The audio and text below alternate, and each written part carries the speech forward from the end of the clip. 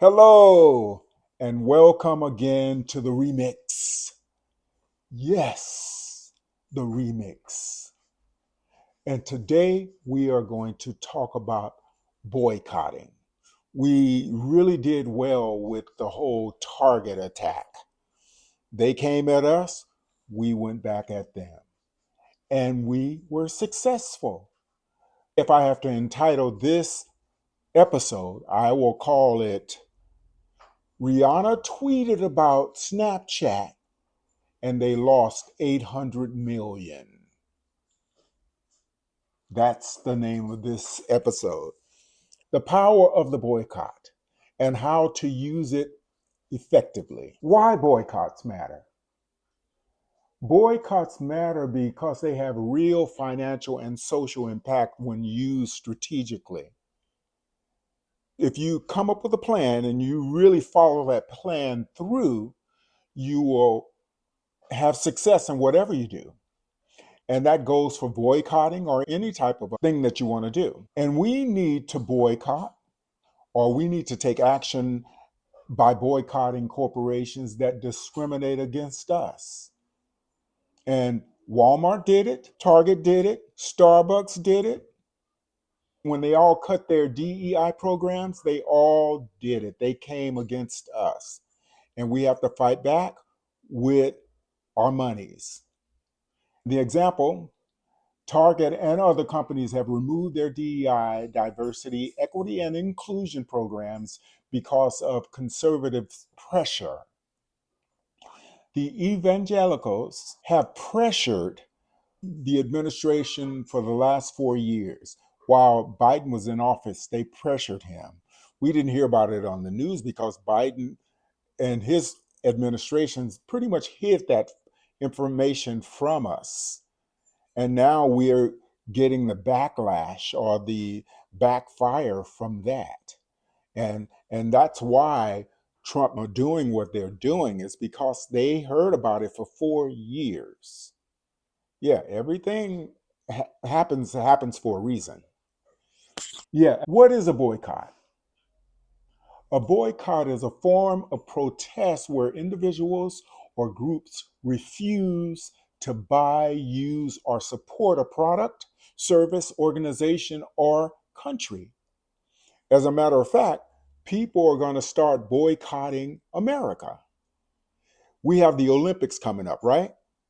This is just my opinion now, but I believe a lot of people are going to boycott the Olympics because of the current administration. And we're not getting away with this. And they're already talking about not visiting here for like vacations. Like when the summer comes, we're going to have less tourists because of the Trumpism that's going on. Yeah, we're not getting away with this. We're going to feel it somehow. And they are going to feel it. And that's the good part about all of this is Trump and all of his people, they will not be able to hide it because we're all are going to see it without them even saying anything because we're going to have less visitors because of what they're doing. They're not only doing it to us, but they're doing it to the rest of the world. When he slaps tariffs on different countries, he's hurting Canada, Mexico, China, and Europe. Even though he hasn't done that to them yet, it's affecting them because they survive off of trades and exporting. They survive off of that. It's how they do their business. And now we're attacking Japan. So it's getting really, really intense. And we don't feel it yet, but it's coming. We are boycotting because of cultural and racial injustice. Companies have specifically discriminated against Blacks and brown communities. So that's why we are boycotting. They discontinued the DEI programs. Many of the corporations have removed their diversity initiatives due to the conservative pressure. And so oppressive systems are at play now.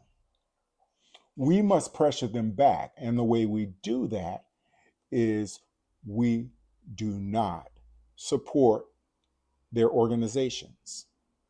We sustain from anything we need. We have to do what the Montgomery boycott people did. They boycotted for over a year. They didn't support any of the companies that were involved in those days.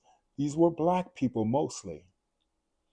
It was pretty much the African American community that did the boycott back then. And we have to do that now. We have to stick together and stay to it. Yes. How do we make a boycott successful? Step one, create a plan. A plan has been set in place. We have to identify targets. Messagings and goals have to be in play. Number two, we have to stick to the plan.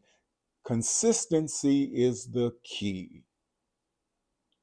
We have to hit them where it hurts. Economic pressure is the most effective tool we can use. Number four, we have to sacrifice for the cause. If it hurts us, it's working. It'll eventually hurt them.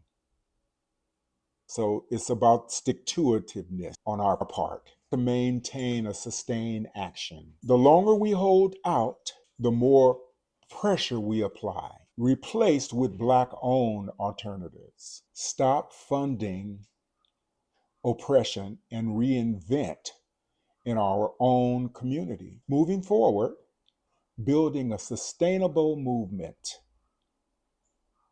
After the boycott, we must resource and support Black-owned businesses to build and rebuild economic independence.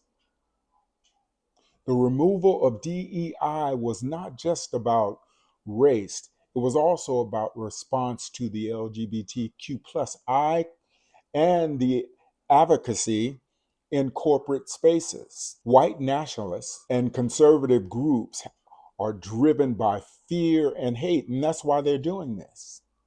I heard some lady say on the television today that blacks are taking over the country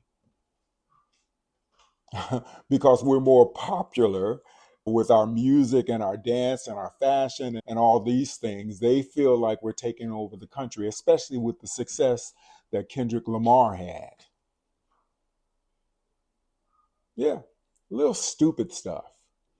And so, like, even these white nationalist Nazi people went over into Ohio, into a traditionally black neighborhood with their swastika flags, and they were met with force because we stood up for ourselves. They didn't have to mess with us, but they chose out of the blue to just come into our neighborhoods and attack us. That is amazing to me that white people would do something like that. But I'm not shocked by it because in my 66 years on this planet, I've seen it over and over, year after year, especially these last 12 years. It's crazy because they fear what they don't understand. They hate what they fear. This explains their extreme reactions to the figures like Beyonce, Kendrick Lamar, or anybody that they feel is political. They fear that person. So this is our call to action. We have to organize and mobilize. Our community must come together and sustain this movement. We have a long road ahead of us. But history has shown that boycotts work when we commit and stick to the plan. Like I said earlier, Rihanna pretty much with one tweet, she shut down Snapchat. Rihanna with one tweet about Snapchat, and they lost 800 million. That's how powerful we are. And they know it. We need another celebrity like Rihanna, maybe Rihanna again, Beyonce. One of you ladies need to do another tweet about Walmart, about Target, about Starbucks, about McDonald's, all these places that have removed their DEI programs. Somebody needs to tweet about it. That's all I have to say. Because if I was in a place where I could do something, I would do it. All right. Again, we have a long road ahead of us, but history has shown that boycotts work when we commit.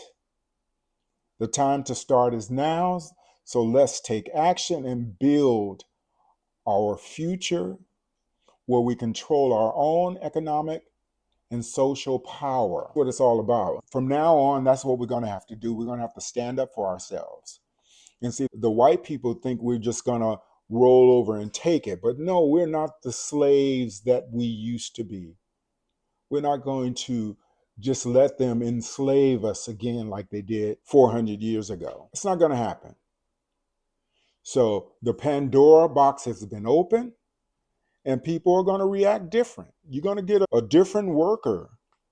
Even if we have to work for somebody, it's going to be different. Because we're coming in our natural hair with our chest lifted high, and we're going to stand up for ourselves. That's pretty much all I got to say.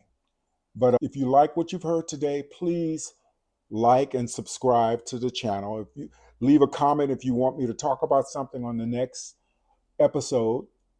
But again, thank you for listening to me rant today, because we have to stand up and do something. Shit.